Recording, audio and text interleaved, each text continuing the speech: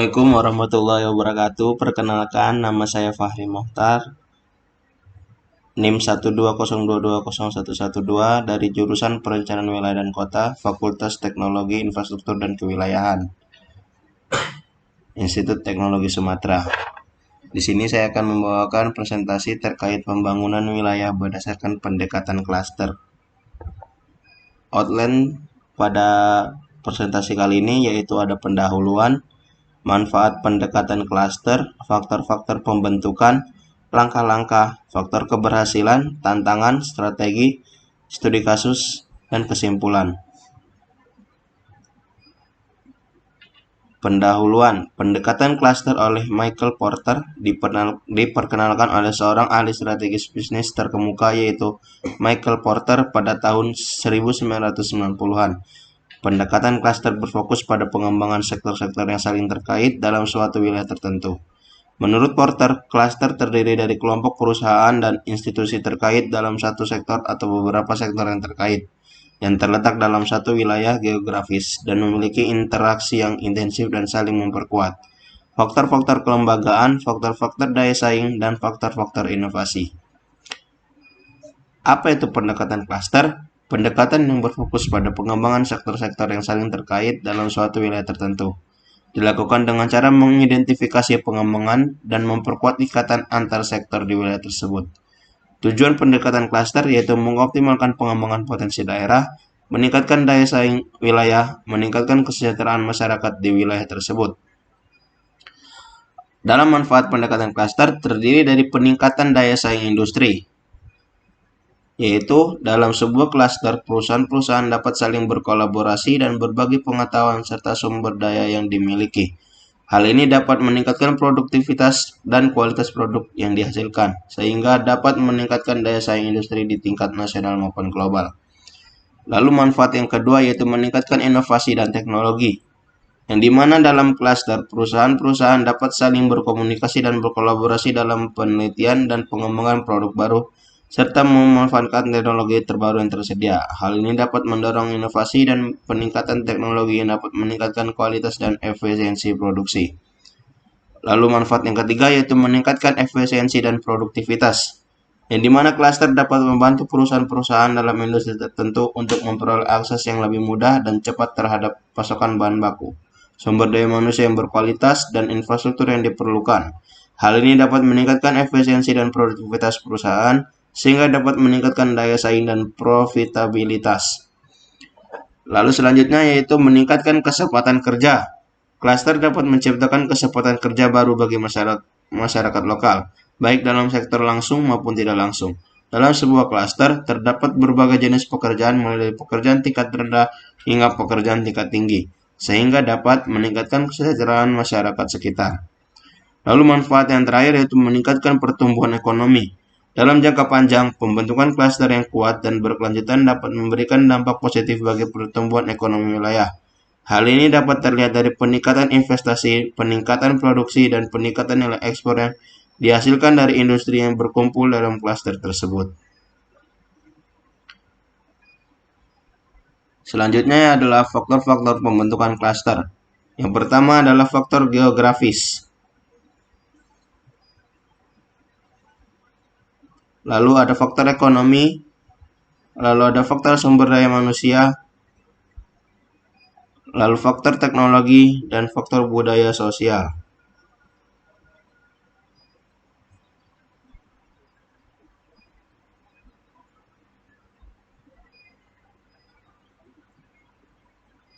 Langkah-langkah pembangunan klaster. Yang pertama adalah identifikasi potensi dan kebutuhan, yang dimana langkah pertama dalam membangun klaster yaitu adalah mengidentifikasi potensi dan kebutuhan industri di wilayah tersebut. Pemerintah dan lembaga terkait dapat melakukan studi kelayakan dan analisis industri untuk menentukan jenis industri yang berpotensi untuk dikembangkan dalam sebuah klaster. Lalu yang kedua ada pendekatan stakeholder. Setelah potensi dan kebutuhan industri telah diidentifikasi, langkah selanjutnya adalah melakukan pendekatan terhadap stakeholder. Langkah selanjutnya adalah melakukan pendekatan terhadap stakeholder yang terkait, termasuk perusahaan, universitas, pemerintah, dan masyarakat. Tujuannya adalah untuk membangun kemitraan dan kerjasama antar pihak dalam membangun klaster. Pembentukan forum klaster merupakan langkah penting dalam membangun klaster. Forum ini bertujuan untuk membentuk jaringan antar perusahaan, berbagai pengetahuan, dan meningkatkan kolaborasi antar pihak dalam klaster. Lalu selanjutnya adalah pembangunan infrastruktur yang dibutuhkan dalam klaster seperti jalan, jaringan listrik, air bersih, dan sanitasi juga merupakan hal yang penting. Infrastruktur yang memadai akan mempermudah proses produksi dan meningkatkan efisiensi dalam klaster. Selanjutnya ada pengembangan SDM, sumber daya manusia. Dalam klaster sangat penting untuk meningkatkan kualitas produksi dan efisiensi produksi. Pemerintah dan lembaga terkait dapat memberikan pelatihan dan pendidikan kepada tenaga kerja dalam klaster. Lalu selanjutnya ada pengembangan riset dan inovasi. Merupakan hal yang penting juga dalam membangun klaster. Universitas dan lembaga riset dapat berperan dalam memberikan dukungan riset dan pengembangan teknologi untuk industri dalam klaster. Lalu selanjutnya ada pengembangan pasar dan jaringan. Pengembangan pasar dan jaringan juga sangat penting, karena pemerintah dan lembaga terkait dapat membantu perusahaan dalam klaster untuk memasarkan produknya ke pasar lokal maupun internasional. Faktor keberhasilan pembangunan klaster yaitu ada infrastruktur yang memadai, kerjasama antar perusahaan dan pemerintah, SDM yang berkualitas, peningkatan riset dan inovasi, dukungan dari pemerintah pusat, kemitraan universitas dan lembaga riset, lalu terdapat pemimpin yang visioner. Infrastruktur yang memadai seperti jalan raya, pelabuhan, bandara, dan fasilitas pendidikan sangat penting untuk membantu perusahaan dalam klaster untuk memperluas pasar dan meningkatkan efisiensi. Lalu yang terakhir terdapat pemimpin yang visioner. Pemimpin yang visioner dalam industri klaster dapat memberikan motivasi dan arahan yang tepat dalam mengembangkan klaster. Pemimpin yang visioner dapat memperkuat kolaborasi antar perusahaan dalam klaster dan membantu mendorong inovasi dan pengembangan produk baru. Salah satu faktor keberhasilan pembangunan klaster yaitu ada dukungan dari pemerintah pusat.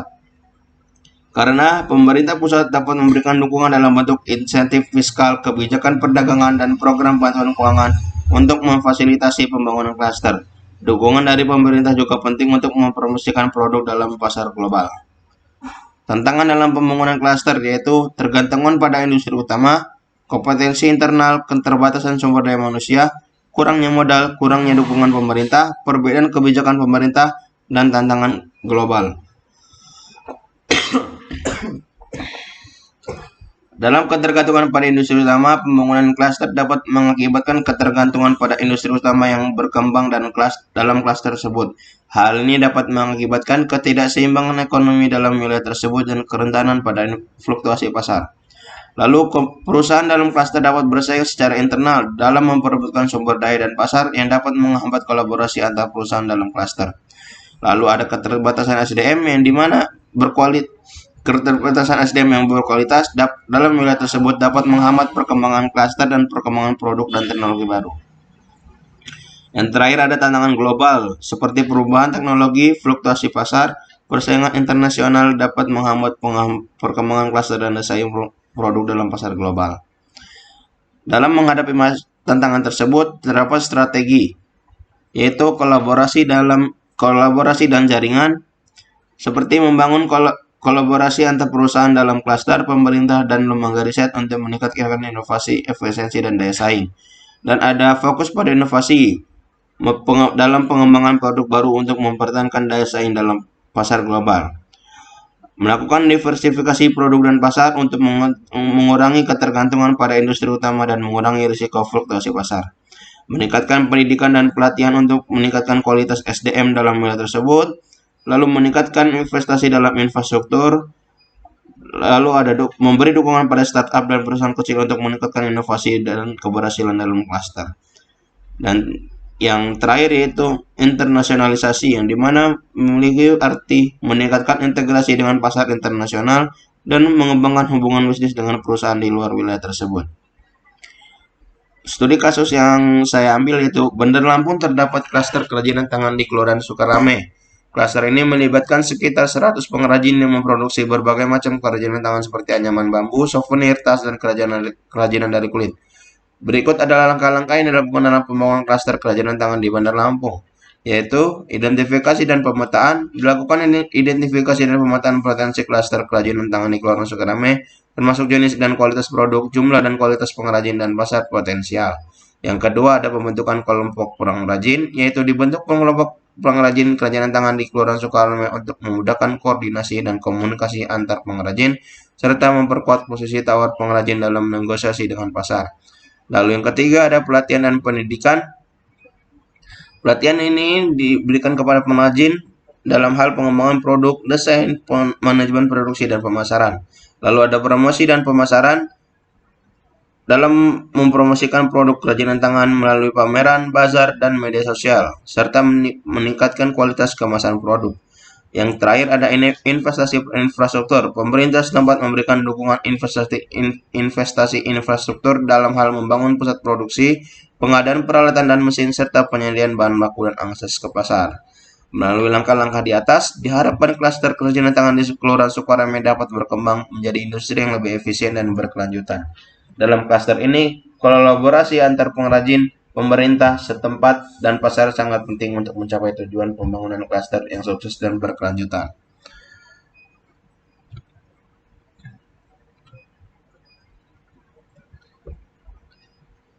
Saya rasa sekian presentasi dari saya. Wassalamualaikum warahmatullahi wabarakatuh.